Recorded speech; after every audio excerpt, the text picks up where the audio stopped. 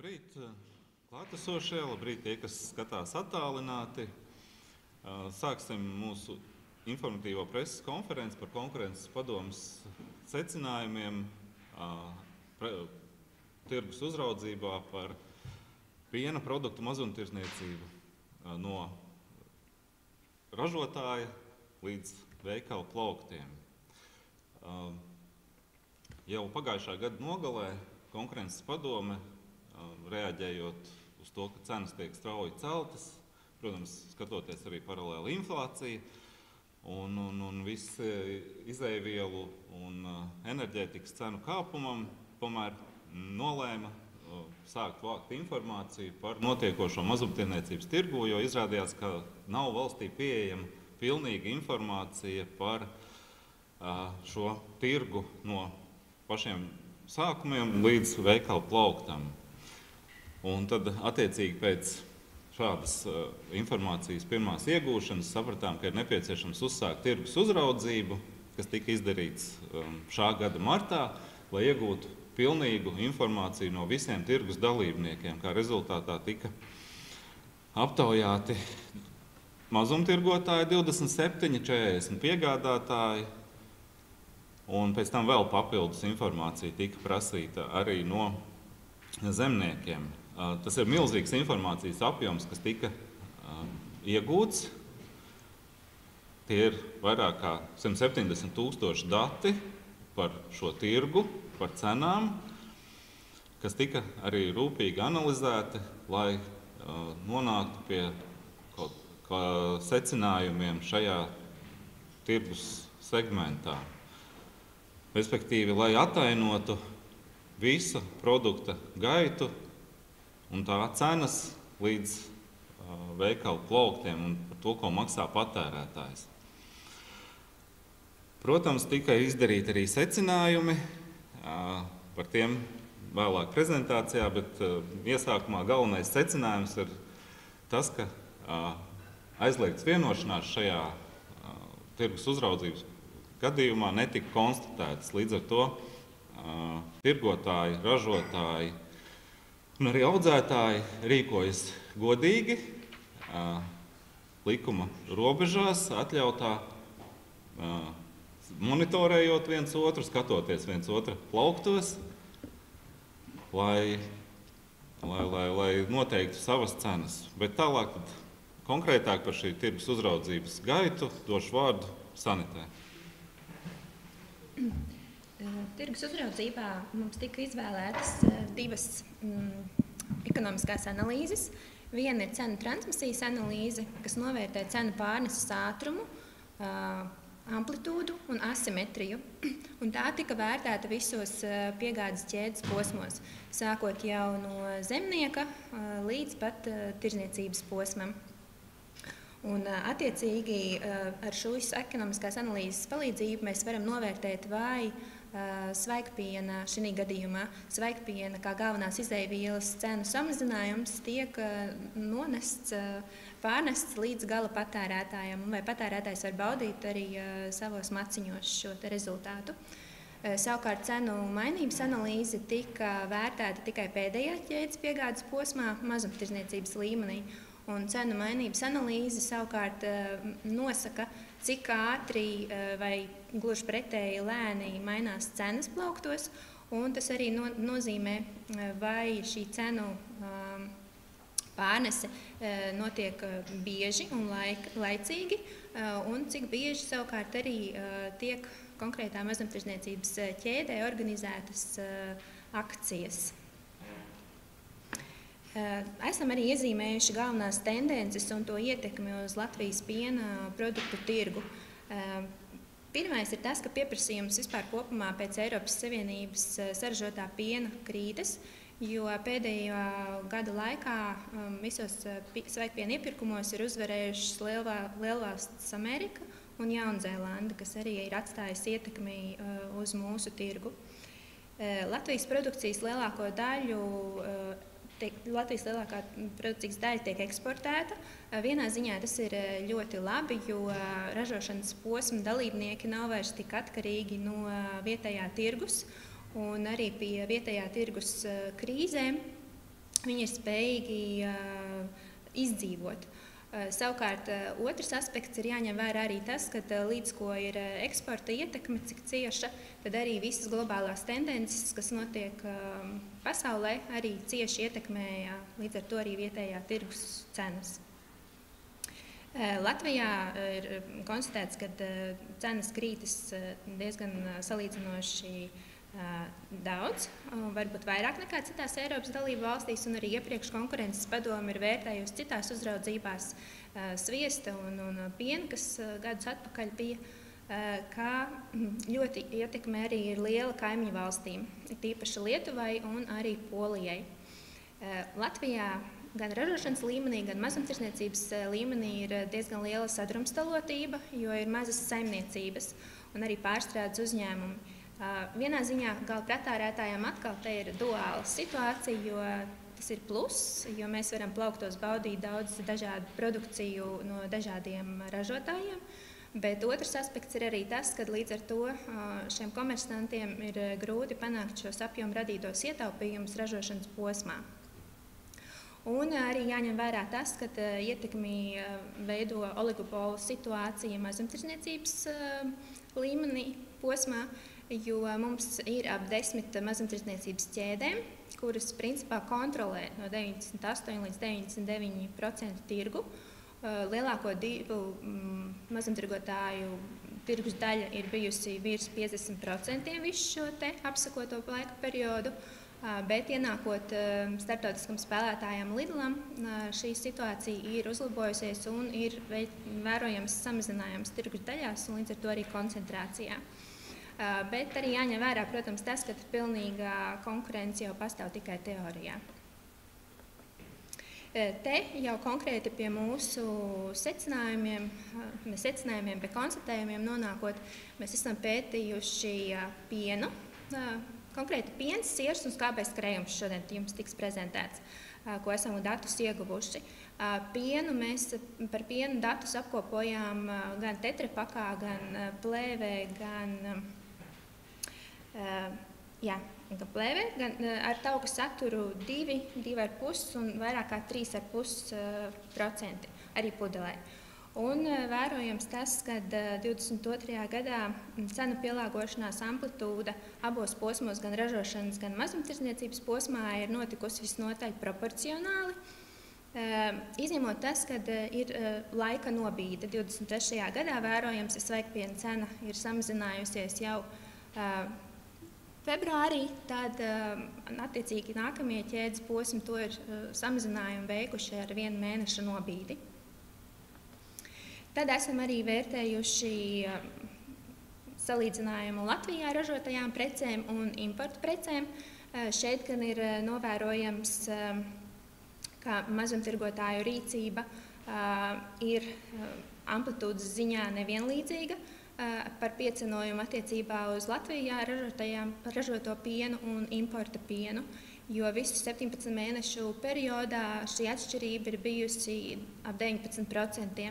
Lai gan jāsaka, ka 23. gadā ir vērojams uzlabojums, un tad jau Latvijas piena cena ir sasniegusi importa cenas līmeni kritumā, un jau aptīvu produktu ir vērojami veikalu plauktos par līdzvērtīgu cenu. Šī pati amplitūda atšķirība arī novērojama ir piena produktiem ar privātās preču zīmi un zīmola produktiem.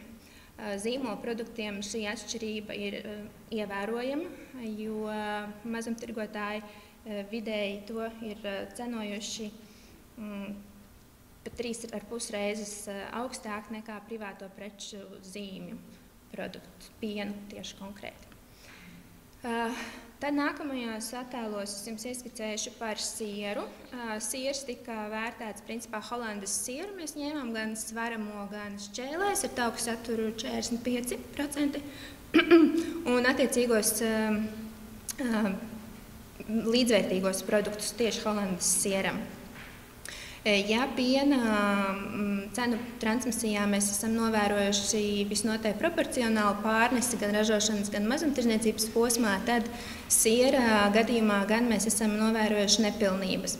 Un šīs nepilnības visnotaļ krasāk iezīmējas tieši 2022. gada beigās, 23. gada sākumā, kur jāsaka gan, ka ražošanas posms un mazumtirdzniecības posms drīzāk šīs cenas ir pielāgojis inflācijas līmenim pēc cenu indeksa nekā vadoties pēc svaigpiena iepirkuma cenu izmaiņām. Arī tāpat esam vērtējuši siera cenu transmisiju Latvijā ražotam sieram un importu sieram.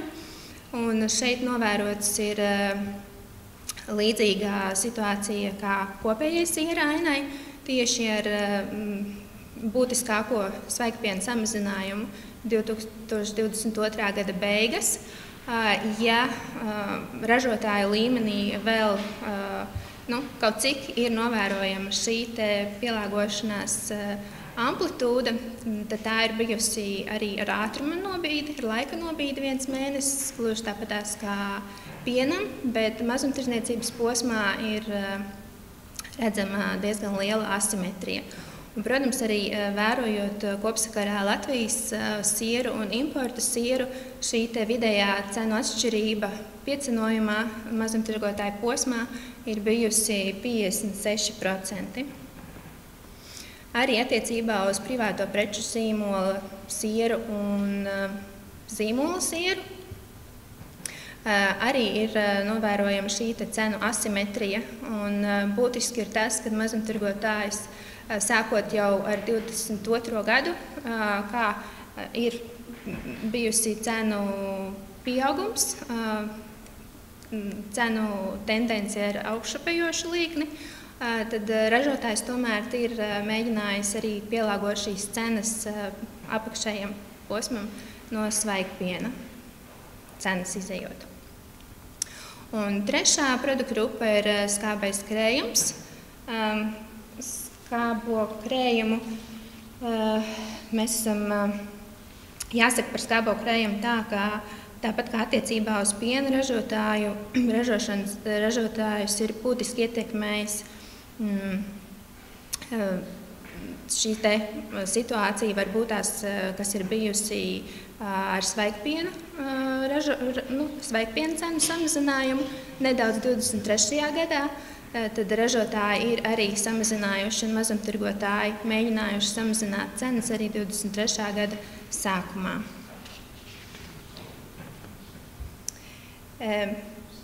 Attiecībā uz krējuma piecenojumu no mazumtirgotāju puses, kas ir Latvijā ražots krējums un importu krējums, arī šeit ir novērojama nevienlīdzīga cenu pielāgošanas amplitūda, jo vidēji 17 mēnešu periodā Latvijā ražots siers ir piecenots par 32% vairāk nekā importu siers. Arī attiecībā uz privāto preču zīmolu un zīmolu skābo krējumu, es atvainojos, laikam sierus nosaucu iepriekšēji, bet runāju par skābo krējumu. Tad arī atšķirība ir ievērojama. To arī redzam šajos atspoguļotajos attēlos. Otra analīze, kas mūsu uzraudzībā tika veikta, šī ir cenu mainības analīze. Un konstatējams, ka izvērtējot 7 mazumtirgotāju cenu datus, viszemākā cenu mainība bija Lidlā un Stokmanā. Savukārt vislielākā mainība, jo mēs arī te vērtējām ne tikai piena produktus, bet pilnīgi visus produktus, kas mums ir paredzēti šī tirgus uzraudzībā. Tad atsevišķiem produktiem tieši, kas ir nopērkami gan Rimi un Maxima mazumtirdzniecības ķēdēs, šis cenu mainības indeks ir bijis visaugstākais. Un tas nozīmē, ka šie abi mazumtirdzniecības tīkli ļoti monitorē viens otru cenas, un akciju periodos arī diezgan liela cenu pielāgošana notiek, kas no ekonomiskās teorijas nav aizliegts. Vēl arī pētījuma ietveros konkurences padome ir vērtējusi komponentus un komponentu ietekmi uz gala cenu. Un piena situācija atspoguļo to, ka ražotājiem svaigpiena iepirkuma cena, protams, veido būtiskāko komponentu sadaļu. Un piena ražotājiem viskritiskākais moments ir bijis 2022. Gada pirmie 3 ceturkšņi, kad pie svaigpiena cenas paaugstināšanās un energoizmaksu palielināšanās tie ir bijuši spiesti ciest zaudējumus. Un situācija uzlabojusies ir tikai 23. Gada sākumā. Attiecībā uz mazumtirgotājiem arī mēs esam secinājuši to, ka principā piena tirgošana mazumtirdzniecības posmā nav visai rentabla un visu aplūkoto periodu mazumtirgotāji ir cietuši zaudējumus. Savukārt attiecībā uz siera ražošanu arī gluži tāpat svaigpiena komponente ir veidojusi vislielāko daļu. Esam arī konstatējuši to, ka ražotājiem siera ražošana ir vismazāk rentabla no visiem aplūkotajiem 3 piena produktiem. Un tas ir skaidrojams ar to, ka siera ražošanas process ir tomēr vissarežģītākais un tas arī prasa lielus resursus izmaksu ziņā. Savukārt mazumtirgotāji ar siera un arī tāpat skaibā krējuma pārdošanu ir spējuši izlīdzināt arī zaudējumus, kas ir veidojušies no piena pārdošanas. Tāpat arī ražotāju posmā, ko mēs esam secinājuši, ka ja vienā posmā no kāda produkta pārdošanas, ražošanas ir nācies ciest zaudējumus, tad nākamajos periodos šis uzcenojuma daļa ir palielinājusies ar mērķi nosakt iepriekšējos periodos veidojošos zaudējumus. Un te mēs esam arī nonākuši līdz secinājumiem. Es gribētu norādīt to, ka jāņem vērā, ka cenu veidošanās vispār visā piegādes ķēdes posmā ir atkarīga arī no vairākiem faktoriem. Pirmkārt, jāņem vērā ir produktu īpašības, otrām kārtām ir arī jāņem vērā tirgus struktūra katrā no piegādes ķēdes posmiem. Kā jau arī iepriekš ieskicēju, vai tā ir sadrumstalota, vai tas ir oligopols, tas viss atstāja ietekmi. Esam konstatējuši, ka ar katru nākamo mēnesi visā šajā aplūkotajā periodā katra piegādes ķēdes posma tālāk pārdošanas cenas pieaug. Tas savā ziņā arī izskaidrojams ir ar izmaksu pieaugumu. Cenu transmisija pienam ir novērota ļoti tuvu pārnesēji, savukārt siera un skābā krējuma cenu transmisijas procesā mēs esam novērojuši nepilnības. Tīpaši tas attiecas uz 2023. Gada sākumu. Kā arī konstatējām, ka Latvijā saražotie piena produkti tiek cenoti vairāk nekā ārpus Latvijas ražotie piena produkti. Tas pats arī attiecās salīdzinājumā uz zīmola produktiem un pašzīmola produktiem.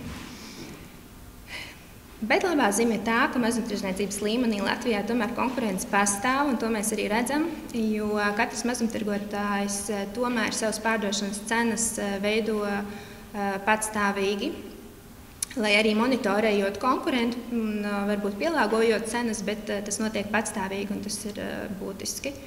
Arī, ko pieminēju iepriekš, kad pārdot pienu mazumtirgotāju līmenī ir mazāk rentabli nekā pārdot skābo krējumu un sieru. Un arī tas, ka piegādes ķēdes posmi, ja viņiem ir bijušas kādu citu izmaksu komponentu pieaugums, tad nereti tie ir tās seguši uz savu ieņēmumu rēķina. Vēl arī uzraudzībā un pētījumā konkrēti esam vērtējuši negodīgas tirdzniecības prakses aizlieguma likuma klātbūtni.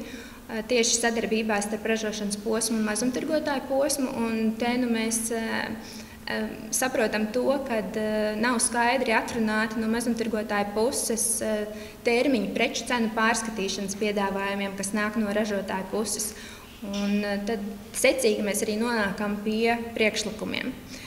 Jo tad mūsu priekšlikumi arī būtu, ka mazumtirgotāji tomēr ievieštu skaidrus nosacījumus šiem cenu pārskatīšanas periodiem, lai turpmākās sarunas būtu efektīvākas.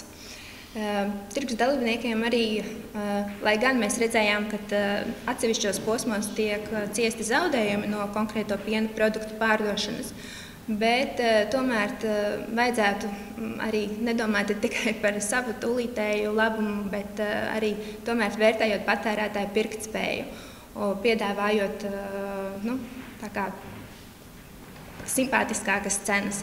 Un tieši konkrēti tas attiecas uz Latvijā ražotu produkciju un arī zīmola produkciju, jo mēs aicinātu mazumtirgotājus varbūt pārdomāt to komerces stratēģiju, kādu viņi pielāgo un piemēro pašzīmola precēm un importa precēm, līdzvērtīgi piemērot arī Latvijā ražotai produkcijai un zīmola produkcijai, lai patērētājs tomēr varētu saņemt šo preci par zemāku cenu veikalu plauktos. Jo nereti jau tiek izmantota šī Latvijas lojalitāte tieši pret Latvijas produktiem. Patērētājiem savukārt veicot ikdienas pirkumus būtu jāizmanto šī mūsdienu labā ziņa tā, ka informācija ir ļoti daudz un būtu jāsako līdzi cenām produktu, jo, kā mūsu pētījums liecina, ka tomēr apdomīgi izvēloties un saliekot savu produkta grozu, atšķirības no viena mazumtirgotāja uz citu ir diezgan būtiskas.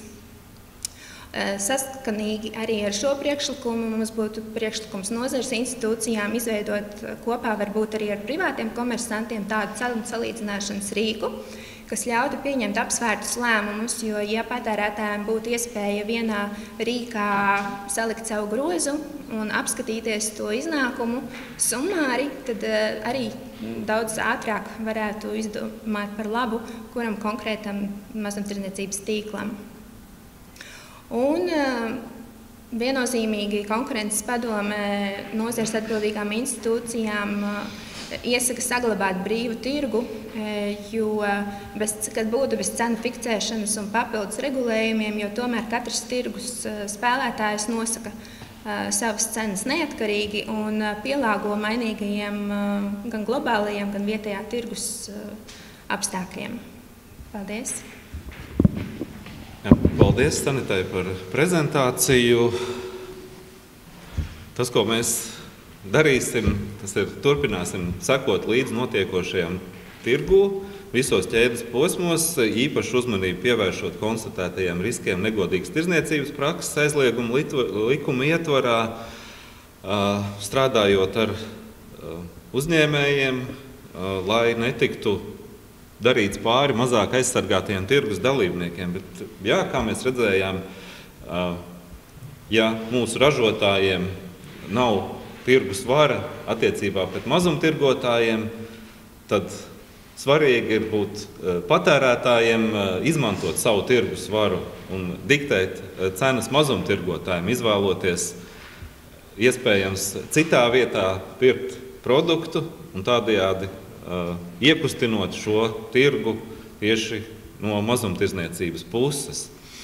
Bet jā, tā kā mūsu diskusijā arī piedalās Zemkopības ministrijas pārstāvis Raivis Krombergs, tāds vispārīgs jautājums, iepazīstoties ar mūsu šo ziņojumu un pētījumu, šiem apjomīgajiem datiem, kā ministrijas ieskatā vērtējams kopumā situāciju un mūsu pētījumu atspoguļoties. Jā, paldies par uzdoto jautājumu, par tiem klātesošiem un arī tie, kas attālināti mūs klausās.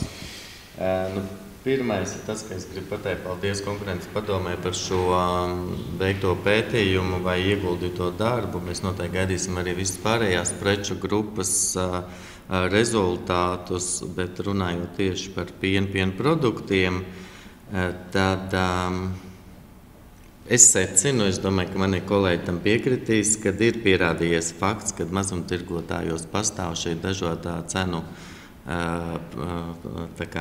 cenošana vai cenu pieeja, un tādējādi arī tas mūsu vietējais produkts paliek mazāk konkurētspējīgs ar to visu pārējo preču klāstu. Es negribu teikt, ka tā ir pārproduktizēja, bet ar to preču klāstu, kas mums ir pieejams, viņš mazāk spēj konkurēt. Un to, ko jūs minējāt par negodīgās tirdzniecības prakses aizliegumu, kad likuma pārkāpums nav, bet riski arī ir. jo šīs pārcenošanas, kas pētījumā ir parādītas, ir, kur vairāk tas ir dokumentēts, atrunāts ar šo preču piegādātāju vai ražotāju, ir, kur mazāk. Un tie ir tie riski, uz ko iespējams var kāds to negodīgi izmantot. Bet tas tiešām ir konkurences padomes jautājums, un es ceru, ka jūs turpināsiet sekot līdzi, un arī tie riski tiks novērsti. Tad skatoties mūsu lauciņā zemkopības ministrijas pāraudzības pusē, jā, mums ir vājās puses, tie ir vājpiena ražotāji, tie ir sazdrumstalotie kooperatīvi, tos mēs zinām, pie tā mēs strādājam, arī mums ir doma, kā to visu motivēt, uzlabot, lai tas lokāli patriotisms patiešām pret mūsu produktu un pieejamību būtu. Un tad es arī izmantotu iespēju, šis ir Latvijas svētku mēnesis, un tad ceļam visi kopā šo lokālu patriotismu, gan ražotāji, gan mazumtirgotāji, gan, protams, patērētāji. Un pareizi jau Juris minēja, ka viss ir mūsu rokās tieši patērētājiem, ko mēs izvēlamies. Jā, viens ir cena, bet par pieejamību mēs nevaram sūdzēties, to mēs varam tikai stiprināt, arī pieprasot šos Latvijas produktus. Tāds būs mans tas kopīgais novērojums patreiz. Īsumā paldies. Paldies, Raivi, par komentāru. Jā, tiešām šis mūsu ražotāju un pārstrādātāju stiprināšana ir nozīmīgs solis, kas ir jāveic, un to mēs varētu arī visi kopā atbildīgās institūcijas darīt. Mēs tam esam gatavi sniegt savu atbalstu un padomu, lai stiprinātu šo tirgus pozīciju attiecībā pret mazumtirgotājiem. Bet, kā jau es minēju, viens no būtiskākajiem tirgus spēlētājiem šajā visā posmā ir patērētājs, kurš īstenībā, ja ļoti saņemās, ir tiesīgs noteikt gala cenu, pērkot vai nepērkot vienu vai otru preci. No personīgā viedokļa pieredzes saku, ļoti izmainījās iepirkšanās paradumi pie cenu izmaiņām, un tādējādi es arī izmantoju savu tirgus varu, bet tas ir es viens pats. Ceru, to aicinu arī visus pārējos tieši rūpīgi sekot līdzi. Bet jā, mums arī ir klāt patērētāju tiesību aizsardzības centra direktora Baiba Vītoliņa. Noklausoties mūsu šo ziņojumu un datus, kādi tad ir varbūt ieteikumi patērētājiem, bez manis jau minētajiem? Jā, paldies liels, tiešām ļoti interesanti. Protams, ka mēs sagaidītu, ka kā kaut kas pazeminās kāda cena, tā arī patērētājiem viss pazeminās. Diemžēl dzīvē viss nav tik vienkārši. Un es pilnīgi piekrītu, ka patērētājiem ir liela loma. Un mēs katrs varam izvēlēties tos kritērijus, pēc kādiem mēs iepērkamies, tiem pievērst tādu lielāku uzmanību un tādējādi ietekmēt tirgu. Man šķiet, mēs nedrīkstam tā domāt, ka es esmu tikai viens un es neko neietekmēju. Īstenībā katrs cilvēks ar savu lēmumu ietekmē uz vienu vai uz otru pusi. Un es no patērētāja viedokļa varbūt gribētu pievērst uzmanību 3 tādiem aspektiem, un viens no tiem ir arī jau daļēji konkurences padomes pētīts par šīm te akcijas cenām, kuras daudzos tirdzniecības tīklos ir ļoti lielā skaitā. Un mums pat iekšē ir tādas diskusijas par to, vai šīs cenas būtībā ir patiesas šīs lielās, jo ik pa laikam te tev ir cenas, te tev ir atlaides, te atkal tādas lielās cenas, te atkal atlaides, kas faktiski tāda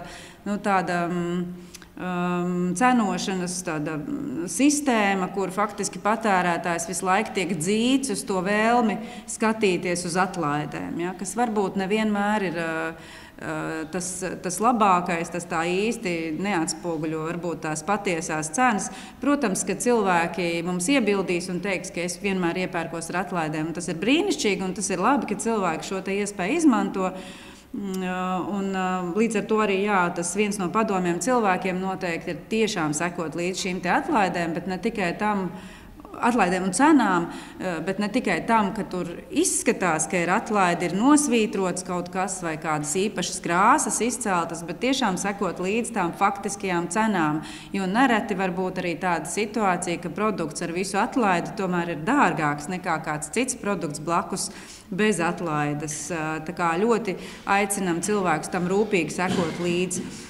Tāpat ir tās prakses, kuras izceļ produktu cenas, un cilvēkiem šķiet, ka tās ir atlaides, ja, bet īstenībā tas tiek pievērsts varbūt jauniem produktiem uzmanība, vai vienkārši tiek pievērsta uzmanība kādiem produktiem.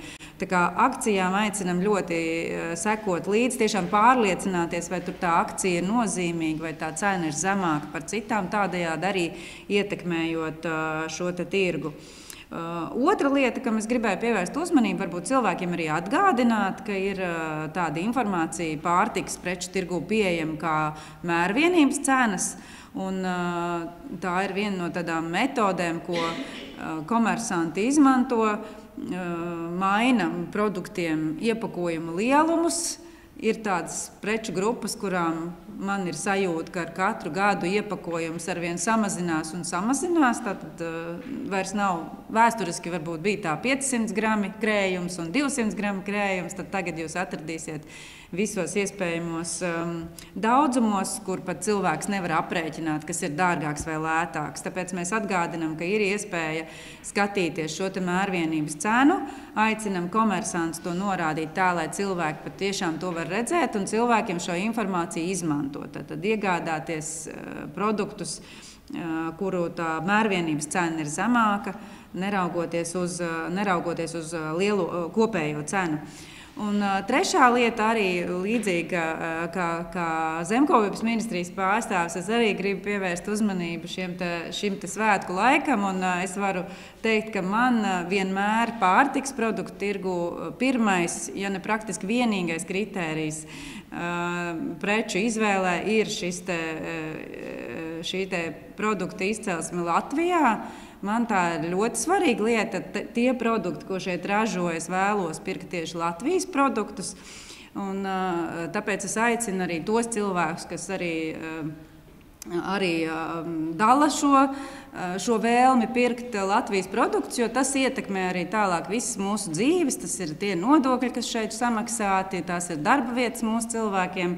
Es aicinu šos cilvēkus arī tiešām skatīties arī uz šo te izcelsmes valsti, jo bieži vien arī šie te produkti varbūt mums rada iespaidu, ka tie ir radīti Latvijā, bet tie nemaz nav radīti, izmantojot, piemēram, iepakojumā kādas skaistas Latvijai raksturīgas ainavas, bet īstenībā, ja jūs paskatīsieties, tad produkts varbūt ir ražots pilnīgi citā valstī.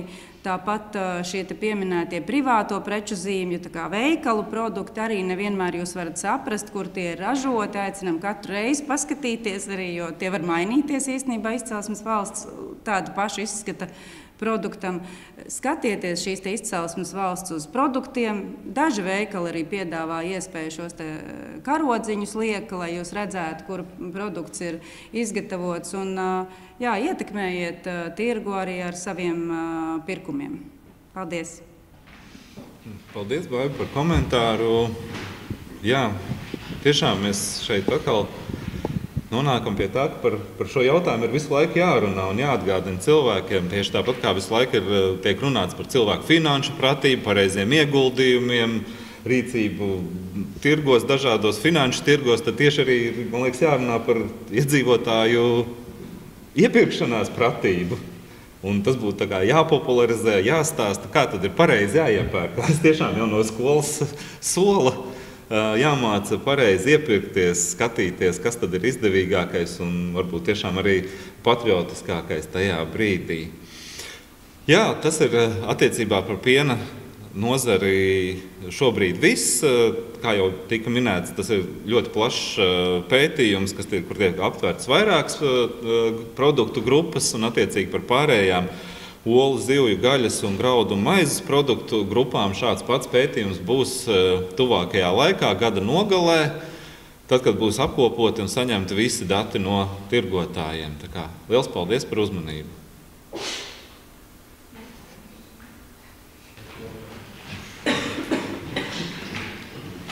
Labdien! Jānis Šauks, Latvijas Piensaimnieku centrālā savienība valdes priekšsēdētājs. Mūsu organizācijas un mūsu biedru un partneru vārdā gribu pateikt patiesi lielu paldies konkurences padomē par šo veikto pētījumu. Tas ir apjomīgākais, ko es atceros pēdējo 11 gadu laikā. Es teiktu vienīgais.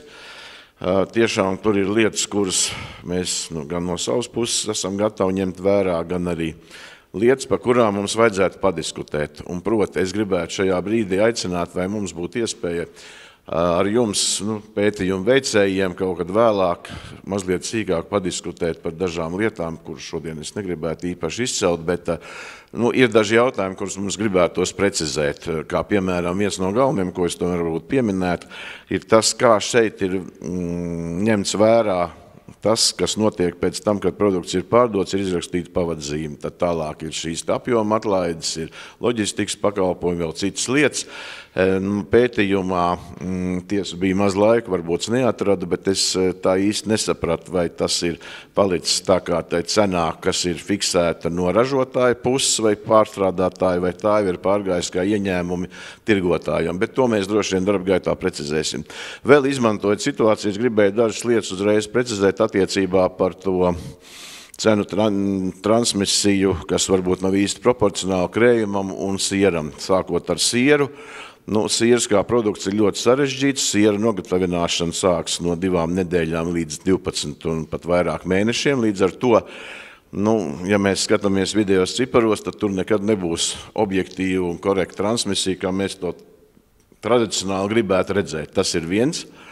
Attiecībā uz sieriem mūsu tirgū nav noslēpums, ir būtiski pieaudzis salīdzinoši lēta siera, Ukrainas siera klātbūtne, kas tiek ievests no vienas puses likt ražotājiem, no otras puses saprotam globālo situāciju, Ukraiņiem arī ir jāpalīdz. Tā tad ir kompromiss, mēs to tā kā pieciešam, bet tas arī veido, jau es teiktu, būtiski ietekmi kopējā situācijā.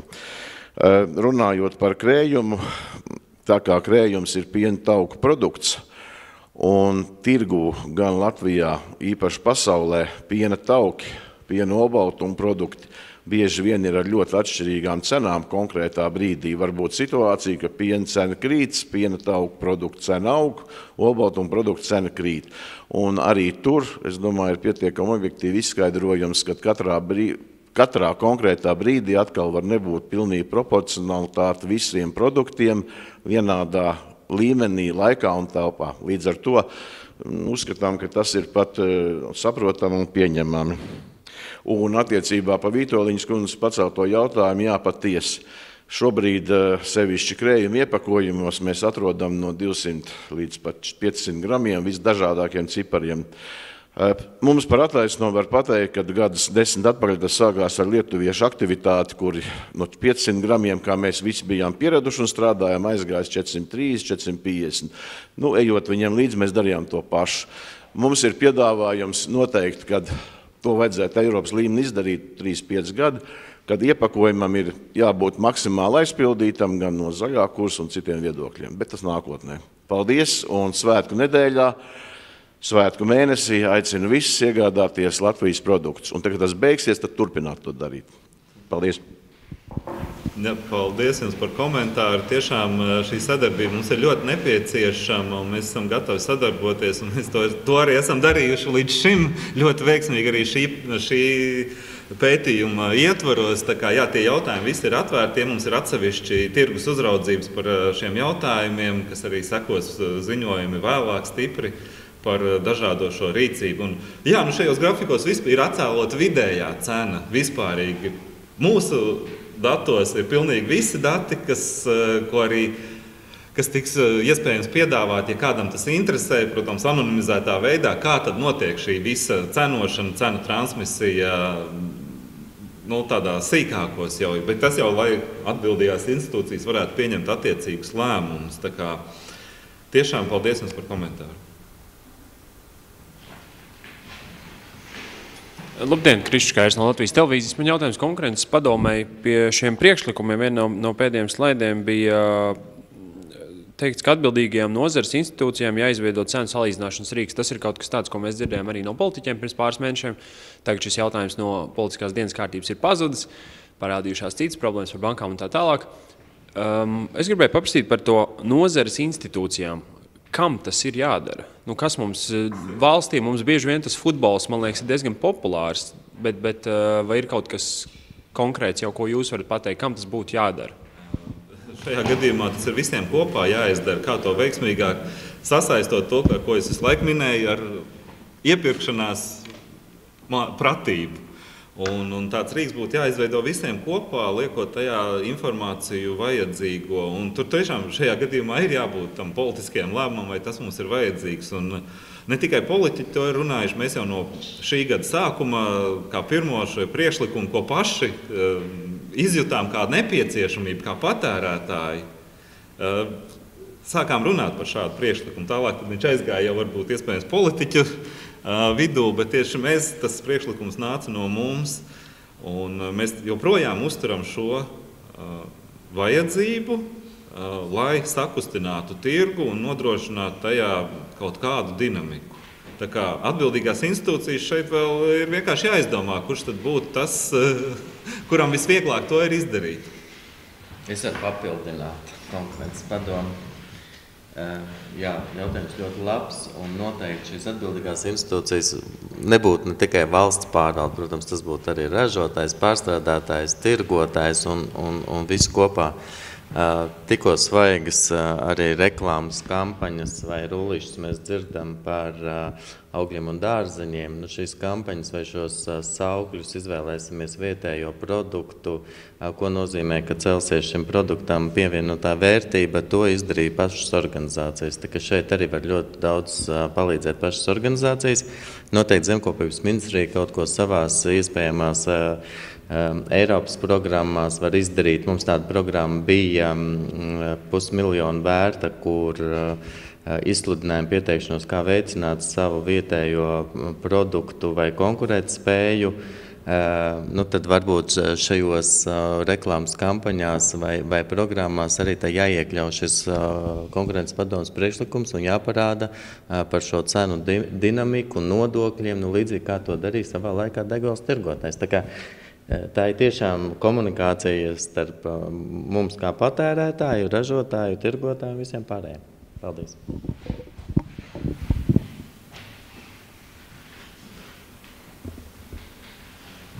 Paldies, un es labprāt arī